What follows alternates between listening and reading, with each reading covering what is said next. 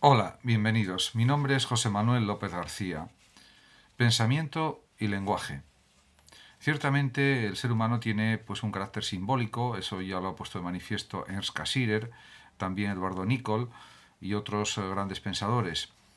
También es cierto que el pensamiento es inseparable del lenguaje, pero la relación existente entre ambos es aún objeto de numerosas discusiones, polémicas, análisis, reflexiones, etcétera. La adaptación ante situaciones nuevas precisa de una dimensión intelectiva y es evidente que la inteligencia humana es conceptual y lógica, aunque también sea de alguna manera intuitiva y fundamentalmente se expresa y se ejercita a través del lenguaje.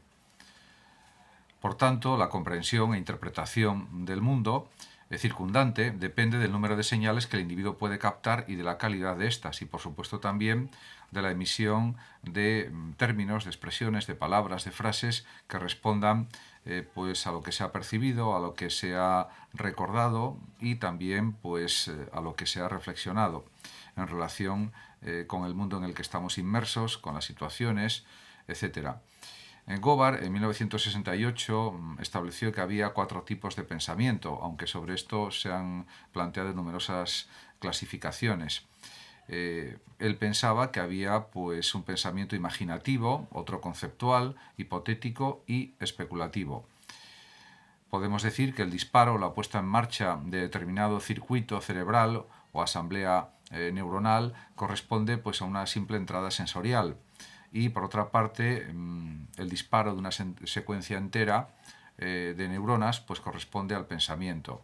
El término insight hace referencia a caer en la cuenta o comprender algo de forma repentina. Piaget fue un gran filósofo y psicólogo que desarrolló el cognitivismo y defendió el pensamiento entendido como una estructura de pensamiento y lenguaje, lo que se denomina también el cognitivismo. En este sentido, Piaget, aunque fue un psicólogo que se especializó en la psicología infantil, en las etapas de la inteligencia, etc., también plantea, indudablemente, la función organizadora de la inteligencia. Thurston, en 1938, por ejemplo, defendió una teoría multifactorial señalando que cada habilidad puede ser denominada con un factor distinto o se le puede asignar un factor diferenciado.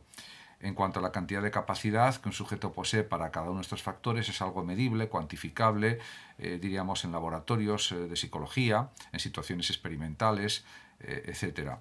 Y también es definible y observable y medible la cantidad de capacidad que un sujeto posee para cada uno de estos factores. En este sentido, el establecimiento de dimensiones, como por ejemplo la capacidad espacial, los distintos tipos de memoria, la fluidez verbal, etcétera, etcétera, pues sirve para medir pues el pensamiento y la inteligencia. Por otra parte, el pensamiento es evidente que se constituye fundamentalmente como procesamiento de información y para originar conceptos pues deben intervenir dos procesos fundamentales, aunque hay más, que son la abstracción y la generalización. Podemos decir que las mentes superiores, pues además de categorizar, elaboran conceptos a partir de unas ciertas categorías de observaciones, etcétera. Los conceptos se constituyen como construcciones representacionales abstractas.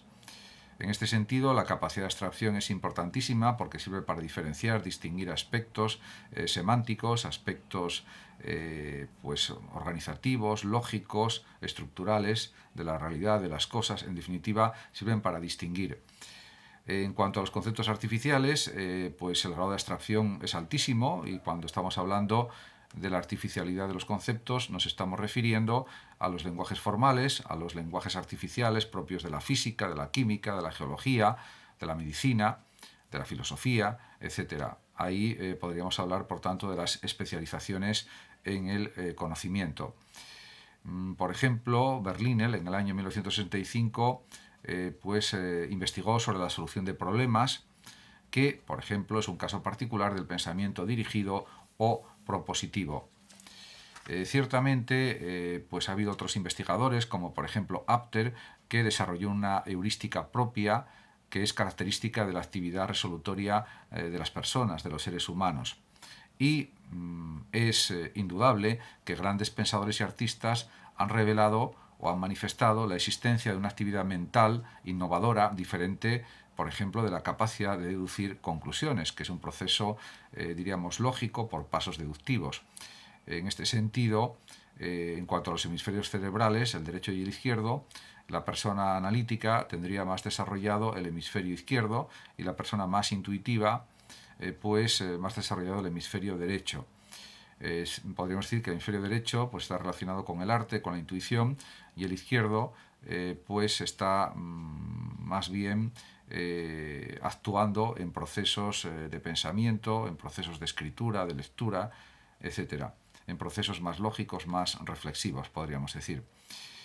En este sentido, también es verdad que en el proceso creativo, Wallace, en el año 1906, ya distinguió entre el proceso de la creación o en el proceso creativo 4 fases, que son la preparación, la incubación, la iluminación y la verificación.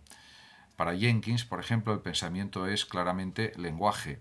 En cambio, Bernstein considera que los hábitos lingüísticos de las clases sociales facilitan el pensamiento o bien lo inhiben.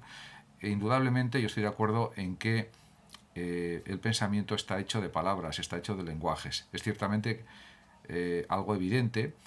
Por otra parte, es verdad que podemos hablar de un lenguaje visual o de un pensamiento visual, pero ya tiene pues otros sentidos, otras connotaciones. Diríamos que el pensamiento más detallado, el pensamiento en general más profundo, más extenso, más minucioso, es el que se desarrolla a través del lenguaje escrito o de los lenguajes hablados en cualquier caso. En cuanto pues, a la identificación entre pensamiento y lenguaje, es algo que ya fue adoptado en el siglo pasado por Müller, por ejemplo. Para Watson, para este pensador conductista, el pensamiento se reducía a conducta motora. Lo dicho es lo pensado. Para Piaget, por ejemplo, la comprensión antecede a la producción lingüística. Por lo tanto, es muy importante que los niños aprendan a leer y a entender perfectamente lo que leen, porque eso les facilitará el desarrollo del lenguaje escrito, del lenguaje hablado, etc. Luria, que fue un médico y un experto en estas cuestiones también, pues consideraba que el cometido del lenguaje es funcional y hay que buscarlo en el control de las conductas, de las acciones fundamentalmente. Para Brunner, pues la evolución del lenguaje es relativamente independiente del pensamiento. Podemos decir que para este investigador, para Brunner, el lenguaje en realidad es una representación simbólica característicamente humana o específicamente propia de los seres humanos.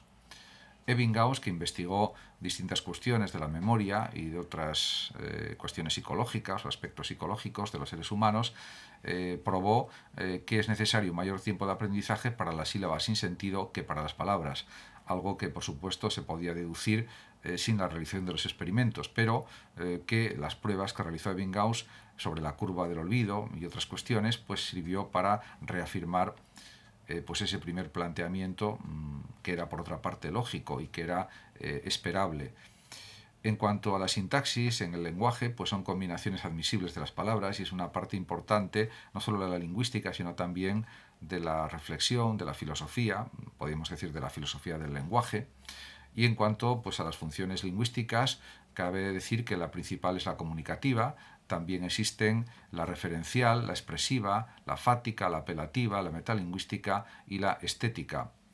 En relación con el generativismo chomskiano, pues llama la atención que este pensador norteamericano pues insista en la complejidad de la actividad lingüística y también insista en los universales lingüísticos, en la facilidad natural para el aprendizaje del lenguaje, etc.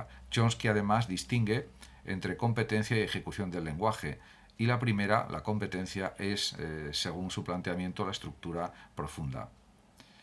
Muchísimas gracias a todos por su atención y hasta mi próximo vídeo. Saludos como siempre a los oyentes de Radio Sofando de México y por último decir que el que lo desee puede compartir este vídeo, darle like o suscribirse a mi canal de YouTube. Hasta siempre.